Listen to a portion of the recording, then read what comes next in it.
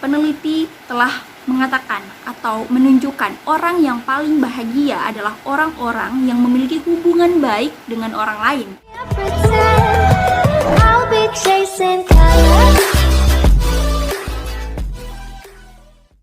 Hai semuanya, Assalamualaikum warahmatullahi wabarakatuh. Jumpa lagi dengan saya, Elia Dam.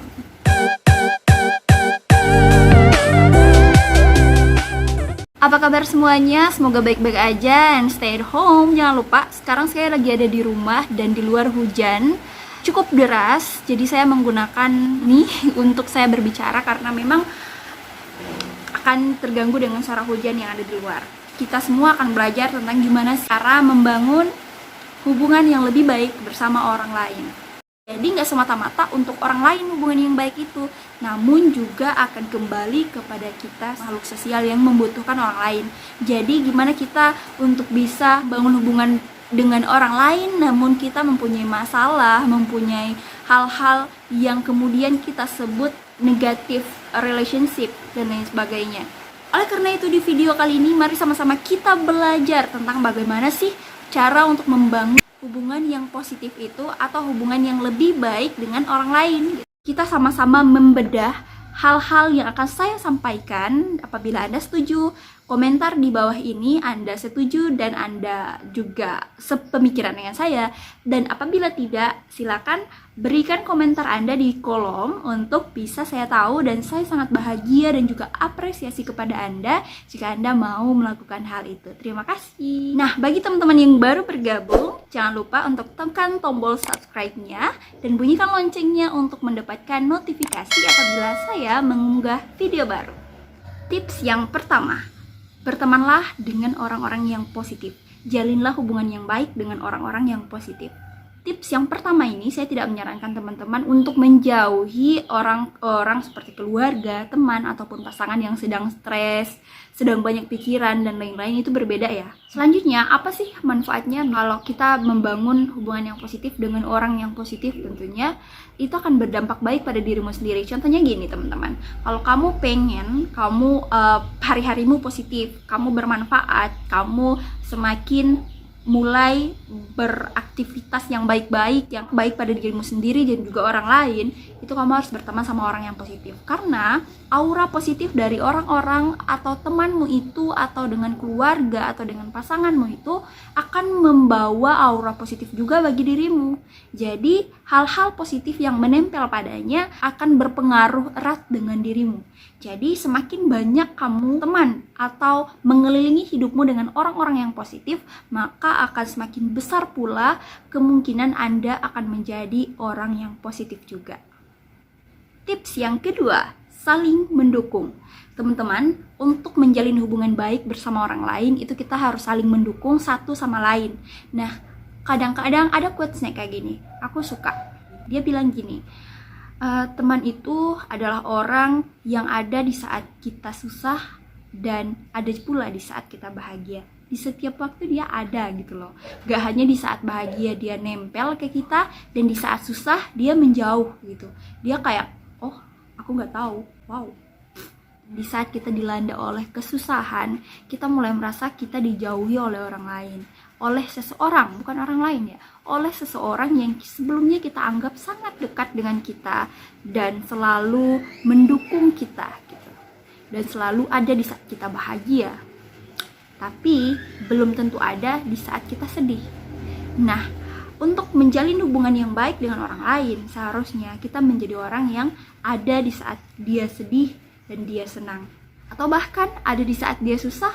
Ketika dia senang, kita membiarkan dia menikmati kebahagiaan itu. Dan saya rasa ketika kita bersifat demikian, kita akan lebih menghargai orang lain dan juga akan bisa membentuk hubungan yang baik dengan orang lain. So, tip ketiga, fokuslah pada kelebihan orang lain. Orang-orang di dunia ini mempunyai kekurangan dan kelebihan. Ketika Anda, misalnya contoh kasusnya pada pasangan, dan fokus terhadap apa yang menjadi kekurangannya dan tidak melihat sedikit pun kelebihannya, maka kamu akan terbuai olehnya. Nah, ketika kamu terlalu fokus pada kekurangannya, maka kamu akan merasa bahwa segala sesuatu yang baik yang pernah ia lakukan untukmu adalah sia-sia dan tidak berarti apa-apa. Pertanyaannya adalah, gimana sih cara untuk bisa fokus terhadap kelebihan orang lain? Kamu bisa mulai berpikir, mulai merenungkan apa-apa saja sih kelebihan yang ia punya dan pantas kamu perjuangkan, dan apa-apa saja hal-hal baik yang pernah dia lakukan kepadamu. Tips yang keempat, bangunlah komunikasi yang efektif. Teman-teman, bukan berarti kita dalam menjalin hubungan dengan orang lain itu berarti kita boleh saja mengutarakan apapun yang kita mau gitu. Namun, ada dua hal yang ingin saya sampaikan di dalam sini. Yang pertama adalah tegas dalam berkomunikasi, dan yang kedua adalah keterampilanmu mengatur kata-kata. Mendapati satu kasus di mana kita ingin mengatakan sesuatu kepada seseorang, ingin mengutarakan apa yang menjadi kekurangan ataupun kelemahan yang membuat dia cenderung jatuh ke lubang yang salah, itu kita pendam aja gitu. Dan kita melihat itu sebagai sesuatu yang tidak perlu untuk kita katakan. Padahal itu merupakan sesuatu yang membangun dia gitu. Alasan yang umum biasanya hanya untuk menyenangkan atau tidak mau menyakiti perasaan si orang lain itu. Namun kita nggak tahu nih sebabnya secara jangka panjang. Bisa jadi jangka pendek kita bisa mengatasi hal itu. Namun apa kabarnya ketika jangka panjang kita biarkan hal itu dan akan terus-menerus terjadi dan dia akan tetap melakukan hal itu, menimbulkan setidaknya kamu akan merasa sebuah kejengkelan, emosi gitu, kecewa, dan bahkan kamu akan merasakan sedih yang mendalam gitu, kekecewaan yang mendalam, bahkan kamu akan merasakan penyesalan gitu ya. Oleh karena itu, dengan adanya ketegasan dalam berkomunikasi akan membawa hubungan yang lebih baik di antara kalian dan akan membawa hubungan yang positif, yang saling mendukung dan saling untuk dapat membangun satu sama lain. Poin yang kedua yang ingin saya utarakan adalah mengatur kata-kata. Nah, jangan sampai kata-kata yang kita keluarkan itu menyinggung orang lain itu sendiri. Bisa jadi hubungan yang telah baik awalnya kita bangun sama-sama bersama si dia ini bisa jadi teman, pasangan, ataupun keluarga. Kita bangun, namun ketika kita berkata-kata yang tidak diatur terlebih dahulu, itu akan menimbulkan dampak yang tidak baik antara kalian. Contohnya gini, ketika ada satu kasus di mana kalian berbeda pendapat, itu cara mengatur kata itu juga ada seninya. Dan kamu menginginkan satu hal atau kamu merasa pendapatmu lebih baik. Kemudian kamu mengatakan kalimat seperti ini.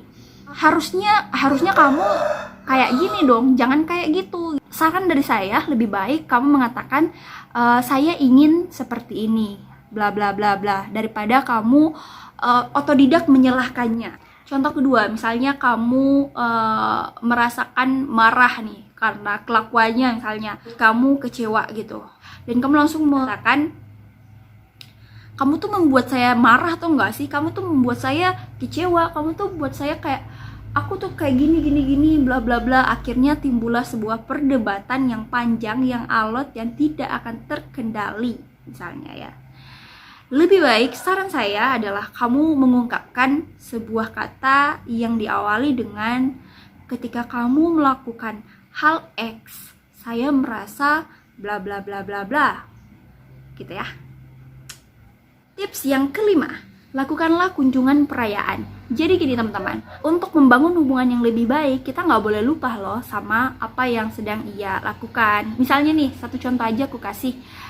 Ketika teman-teman kalian lagi berbahagia dengan ujian proposal atau skripsinya, yang menurut Anda merupakan teman yang bisa membahagiakan Anda dan kalian saling membahagiakan, cobalah untuk mengunjunginya dan merayakan bahagianya bersama-sama.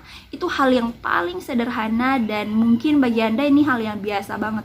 Tapi bagi saya pribadi, ini merupakan hal yang sangat signifikan untuk meningkatkan dan menghasilkan hubungan yang lebih baik bersama orang lain. Karena tahukah Anda, kalau dia merasa dia diperhatikan dan dia merasa ada orang yang menyayanginya berkat kunjungan perayaan dari Anda, itu berarti dia akan lebih berempati dan akan membangun hubungan pertemanan, hubungan kekasihan, dan lain sebagainya, itu akan lebih baik. Dan yang terakhir adalah memandang kritik dengan positif. Biasanya tak jarang hubungan pertemanan atau hubungan lainnya itu rusak di tengah jalan karena adanya ketersinggungan antara satu dan lain pihak. Oleh karena itu, kita sebagai insan ya udah respon aja secara positif gitu, kritik dan saran gitu-gitu. Sebab kadangkala kita bisa menemukan kekuatan dari kelemahan ataupun kekurangan diri sendiri loh teman-teman. Jadi jangan anti kritik. Ketika kalian dikritik, pandanglah kritik tersebut dengan sesuatu yang positif. Dan dengan demikian kita akan menemukan kekuatan gitu. Kalau kamu pernah dibilang kayak, kamu ini kayaknya lemah deh, kamu perlu mempersiap atau memperkuat diri gitu, itu tandanya bisa jadi kamu adalah orang yang berempati. Kalau kamu pernah dimarahin atau dikritik, kamu nih fokus dong pada satu tugas, bisa jadi kamu adalah orang yang kreatif. Oke? Dan mungkin kamu pernah dibilang seperti ini, kamu terlalu keras kepala deh, ya? Kamu tuh nggak bisa dibilangin gitu. Bisa jadi Anda adalah orang yang bersikap tangguh. Oke? Jadi ketika Anda dikritik, siapkan pikiran positif Anda untuk menanggapi kritik tersebut. Dan ketika Anda sudah menanggapi secara positif, insya Allah hal-hal baik apapun itu akan berdampak baik untuk Anda. Walaupun yang mereka sampaikan adalah buruk, itu akan membangun Anda dan akan lebih baik Anda bersikap positif pada hal negatif yang datang kepada Anda. Ya, itulah teman-teman tips yang kita bahas hari ini. Jangan lupa untuk terus nonton video-video dari saya karena saya akan berusaha untuk konsisten mengunggah video-video yang kemudian hal ini berasal dari referensi maupun pikiran saya pribadi. Silakan dari teman-teman apabila setuju komentar di bawah ini, dan apabila tidak setuju komentar pula di bawah ini dan sertai alasan pemikiran banding dari kalian gitu. Karena saya sangat merasa senang sekali apabila kita berdiskusi mengenai hal-hal positif.